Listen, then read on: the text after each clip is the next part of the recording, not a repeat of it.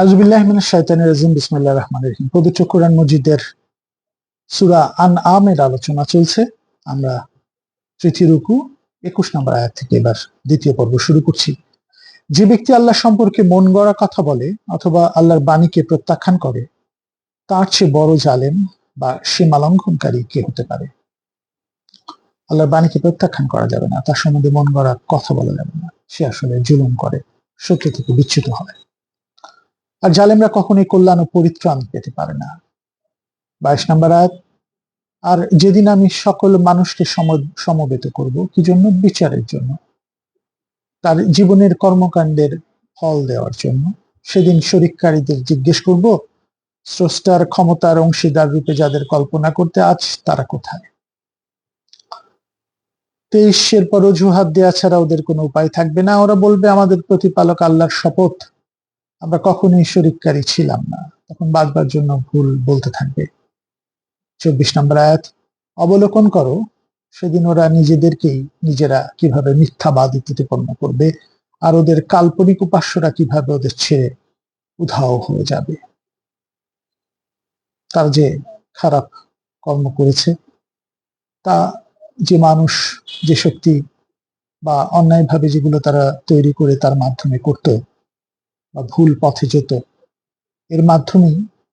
এদের মাধ্যমে আকৃষ্ট হয়েছিল, যাদের মাধ্যমে তারা ঠিক ছিল না এটা বুঝতে পারবে এবং তারা উধাও হয়ে যাবে।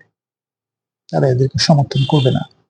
তারা বলবে, আমরা অন্যান্য সূরায় দেখেছি, তোমরা মানলে কেন? তখন এই ব্যাপারগুলো ঘটবে। তাই এখনই যারা ভুল পথে যাচ্ছে, ভুল অভিভাবক, মিথ্যা অভিভাবককে তারা সিলেক্ট করছে, চুজ করছে, নির্বাচিত করছে, ভুল মানুষকে মেনে ভুল কাজ করছে, সেখান থেকে বেরিয়ে আসার এখনই সময়।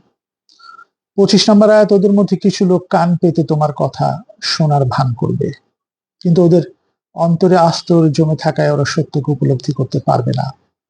অন্তর কর্ণ বধির হয়ে যাওয়ায় আত্মার ধ্বনি শুনতে পাবে না। এই কোরআনের বাণী বুঝতে হলে আত্মার ধ্বনি শুনতে হবে।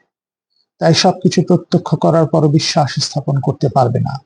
এ কারণেই তোমার সামনে এসে বিতর্কে লিপ্ত হয়ে সত্য অস্বীকারীরা বলে, এ তো সেকেলে কল্পকাহিনী ছাড়া কিছুই নয়। 26 নম্বর আয়াত, ওরা এই মহান সত্য গ্রহণ করা থেকে অন্যদের বিরত রাখে আর নিজেরাও সত্য থেকে দূরে সরে যায়। এভাবে ওরা আসলে নিজেরাই নিজেদের ধ্বংস করে, কিন্তু ওরা তা বোঝে না। 27 নম্বর আয়াত, তুমি যদি দেখতে পেতে যখন ওদেরকে জাহান্নামের অগ্নিকুণ্ডের পাশে দাঁড় করানো হবে, যখন শাস্তি দেওয়া হবে কঠিন, তখন ওরা বলবে, হায়, আমরা যদি আবার পৃথিবীতে ফিরে যেতে পারতাম, তাহলে আমরা আমাদের প্রতিপালকের বাণীকে প্রত্যাখ্যান করতাম না, বরং আমরা বিশ্বাসীদের অন্তর্ভুক্ত হতাম। তারা বলবে, ভালো কাজগুলো করে আসতাম, সৎ কর্মগুলো করে আসতাম, যা কোরআনের আদেশ। আল্লাহ চাইতেন যা রাসূলুল্লাহরা যা মানুষের মাঝখানে দিয়ে এসেছিলেন তৌহিদের ভিত্তিতে, বিভিন্ন জীবন বিধান এই ধর্মগ্রন্থের মাধ্যমে। 28 নম্বর আয়াত, কিন্তু না, ওরা যে সত্যকে গোপন করত তা ওদের সামনে প্রকাশিত হয়ে পড়েছে। ওরা একথা শুধু এই জন্য বলবে যে ওরা যে সত্যকে নিজেদের কাছ থেকে গোপন করতো তা এর মাঝখানে প্রকাশ হয়ে গেছে। তখন আসলে ওদের যদি আবারও পৃথিবীতে ফেরত পাঠানো হতো, তবে ওদের যা করতে নিষেধ করা হয়েছিল তাই করতে। ওরা যথার্থই মিথ্যাবাদী। আমরা এই সূরার 7 নম্বর আয়াতে আগের পর্বে দেখেছি, লিখিত কিতাব দিলেও তারা মানত না, জলজ্যান্ত প্রমাণ থাকলেও মানত না। তারা অন্যায় করবে, ভুল করবে, তাদের মোহর লেগে যায়, তারা অনেক কিছু জানার পরে করতে পারে না। 29 নম্বর আয়াত, সত্য অস্বীকারীরা বলে, আমাদের পার্থিব জীবনই একমাত্র জীবন। তারা বুঝে না যে জবাবদিহিতা আছে, বিচার হবে। এইভাবে ওরা মানুষ অন্যায় করে পার পেয়ে যেতে পারে না। ওরা বলে, একমাত্র জীবন, মৃত্যুর পর আমরা কখনোই পুনরুত্থিত হব না। 30 নম্বর আয়াত, হায়, তুমি যদি দেখতে পেতে যেদিন ওদেরকে প্রতিপালকের সামনে উপস্থিত করা হবে, যখন তিনি ওদেরকে জিজ্ঞেস করবেন, পুনরুত্থান কি প্রকৃত সত্য নয়? এই যে উঠেছ আবার বিচারের সম্মুখীন হচ্ছে, এটা কি সত্য নয়? তখন ওরা বলবে, আমাদের প্রতিপালকের শপথ, এ নিশ্চয়ই সত্য। তখন তিনি বলবেন, তাহলে সত্য অস্বীকারের জন্য এখন শাস্তি ভোগ করো। 4 নম্বর 31 নম্বর আয়াত, আল্লাহর সামনে সমবেত হওয়াকে যারা মিথ্যা বলেছে, এই জবাবদিহিতাকে যারা মিথ্যা বলছে এখন, তারা অবশ্যই ক্ষতিগ্রস্ত। এটা আমাদের অবস্থা হবে। যখন কিয়ামত হবে তখন ওরাই বলবে, হায়, এই বিষয়টিকে আমরা কত না অবজ্ঞা করেছি। পাপের বোঝা পিঠে নিয়ে ওদের চলতে হবে। অবলোকন করো কত না নিকৃষ্ট পাপের বোঝা। 32 নম্বর আয়াত, আসলে পার্থিব জীবন তো এক তামাশা, পুতুল খেলা ছাড়া আর কিছুই নয়। হুট করে কিন্তু শেষ হয়ে যায়। আল্লাহ সচেতনদের জন্য পরকালের আবাসী শ্রেয়। এরপরও কি তোমরা তোমাদের সহজাত বিচার বুদ্ধি প্রয়োগ করবে না? আমরা সহজাত বিচার বুদ্ধিতে প্রয়োগ করে দেখি, এই সত্যকে উপলব্ধি করি। 33 নম্বর আয়াত, হে নবী, আমি জানি ওরা যে কথাবার্তা বলে তা তোমাকে কষ্ট দেয়। নবীজিকে কষ্ট দিত ওরা, ওদের কথাবার্তা অবিশ্বাস। কিন্তু ওরা শুধু তোমাকে মিথ্যাবাদী বলে না, এই সীমালঙ্ঘনকারীরা আল্লাহর বাণীকেও অস্বীকার করে। 34 নম্বর আয়াত, তোমার পূর্বেও অনেক রসুলকে মিথ্যাবাদী বলা হয়েছিল, কিন্তু তাদেরকে মিথ্যাবাদী বলা ও নির্যাতন করা সত্ত্বেও আমার সাহায্য না পৌঁছা পর্যন্ত সবর করেছিল, ধৈর্য ধরেছিল। আল্লাহ নির্দেশ ও ফয়সালা পরিবর্তন করার ক্ষমতা কারণেই। তাছাড়া রসুলদের অনেক ঘটনা তো ইতিমধ্যেই তোমাকে জানানো হয়েছে। রাসূলুল্লাহ সাল্লাল্লাহু আলাইহি ওয়াসাল্লামকে বলছেন, সবর করো, ধৈর্য ধর।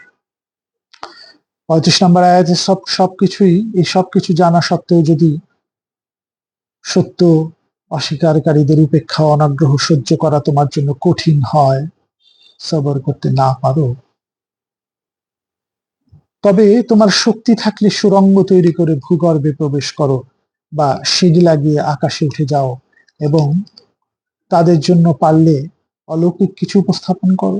সহ্য করতে হবে, ধৈর্য ধরতে হবে। নবীজি পেরেছিলেন, আমাদেরকেও আমাদের কঠিন মুহূর্তে সহ্য করতে হবে, ধৈর্য ধরতে হবে, সততার পথে থাকতে হবে। সত্য কথা এই যে আল্লাহ ইচ্ছা করলে সবাইকে একত্র করে হেদায়েত করতে পারতেন, আল্লাহ এক মুহূর্তে করতে পারেন। অতএব তুমি নিজেকে অজ্ঞ হওয়ার সুযোগ দিও না। আল্লাহ তো পারেন, আমাকে সহ্য করতে হবে, ধৈর্য ধরতে হবে। আমরা যদি 18 নম্বর সূরা কাহফের এই 6 নম্বর আয়াতটাও দেখে আসি, তাহলে আমরা দেখব আল্লাহ তাআলা কিভাবে নবীকে সাহস দিচ্ছেন। ওই আয়াতটা একটু পড়ে আসি, এরকম প্রচুর আয়াত আছে। আল্লাহ 6 নম্বর আয়াত সূরা কাহাফ 18 নম্বর সূরায় বলছেন, ওরা যদি আল্লাহর বাণীকে বিশ্বাস করতে ইচ্ছুক না হয়, তবে কি এই নিয়ে তুমি দুঃখ করতে করতে আত্মবিনাশী হবে? এগুলো করে বলছেন, হয়েও না, তাদেরকে উপেক্ষা করো এবং একটা সময় বুঝাও। এই ব্যাপারগুলো আল্লাহ তাআলা তাকে সাহস দিয়ে চমৎকার ভাবে তৈরি করেছেন। তাই আমরা দেখছি যে এই যে আল্লাহ তাআলা নবীজিকে বলছেন যে তুমি ধৈর্য ধরো, শক্তি অর্জন করো, নিজেকে অজ্ঞ হওয়ার সুযোগ দিও না। তারপরে 36 নম্বর আয়াতে, যারা শোনে তারাই সত্যের ডাকে সাড়া দেয়। সত্যি কথা, আল্লাহ মৃতদের পুনর্জীবিত করবেন এক সময়, সেই যে মহাবিচার দিবসে বিচার হবে, তারপর তারা তার কাছেই ফিরে যাবে। ওরা জিজ্ঞেস করে, এই নবীর উপর তার প্রতিপালকের কাছ থেকে কোনো অলৌকিক নিদর্শন নাজিল হয় না কেন? 37 নম্বর আয়াত। আমরা আগেই বলেছি, সর্বোচ্চ কোরআনে আছে। তাকে জিজ্ঞেস করা হচ্ছে 11 নম্বর সূরা 12 নম্বর আয়াত, 25 নম্বর সূরা 7-8 নম্বর আয়াত, বিভিন্ন জায়গায় বলছেন, বলো, নিশ্চয়ই আল্লাহ যে কোনো নিদর্শন নাজিল করতে সক্ষম, কিন্তু হায়, অধিকাংশ মানুষ এই ব্যাপারে অসচেতন। আল্লাহ এক মুহূর্তে করে ফেলতে পারেন, কিন্তু উনি পরীক্ষা নিচ্ছেন তোমরা এগুলি শুনে বুঝে বিশ্বাস করছো কিনা, ভালো কাজ করছো। 38 নম্বর, জমিনে বিচরণশীল সকল প্রাণী আর ডানায় ভাসমান সকল পাখি তোমাদের মতোই সম্প্রদায়। সৃষ্টির বিধিবিধানে সবকিছু লিপিবদ্ধ করতে আমি কোনো ত্রুটি রাখিনি। শেষ পর্যন্ত সবাইকে সেও প্রতিপালকের নিকট সমবেত করা হবে। চমৎকার! প্রত্যেকটা সম্প্রদায়কে প্রতিপালকের সামনে সমবেত করা হবে সে বিচারের জন্য। 39 নম্বর আয়াত, যারা আমার বাণীকে অস্বীকার করে তারা আসলে মুখ বধির, গভীর অন্ধকারে নিমজ্জিত। আল্লাহ তাদের বিপদগামী হতে দেন, কারণ তারা সত্য অস্বীকার করছে। আর যে চায় আল্লাহ তাকে সাফল্যের সরল পথ দেখান। চাইতে হবে, ওই কাজটা করতে হবে, শুধু ইহদিনাস সিরাতাল মুস্তাকিম, আমাকে সহজ সরল আলোকিত পথ দেখাও বলে বসে থাকলে হবে না। 40 নম্বর আয়াত, হে নবী ওদেরকে জিজ্ঞেস করো যদি তোমরা সত্যবাদী হও তাহলে একটু ভেবে বলো, তোমাদের উপর আল্লাহর গজব পড়লে বা কিয়ামত উপস্থিত হলে তোমরা কি আল্লাহ ছাড়া অন্য কোন উপাস্যকে ডাকবে? 41 নম্বর আয়াত, না, তখন তোমরা শুধু তাকেই ডাকবে, আল্লাহকেই। এরপর যদি তিনি ইচ্ছা করেন তোমাদের বিপদমুক্ত করবেন, এমন পরিস্থিতিতে তোমরা তোমাদের কল্পিত উপাস্যদের যারা ভুল পথে নিয়ে যায়, আল্লাহর সাথে যাদের শরিক করতে, তাদের কথা ভুলে যাবে। জাযাকাল্লাহু খায়রান। আসসালামু আলাইকুম ওয়া রাহমাতুল্লাহি ওয়া বারাকাতুহু।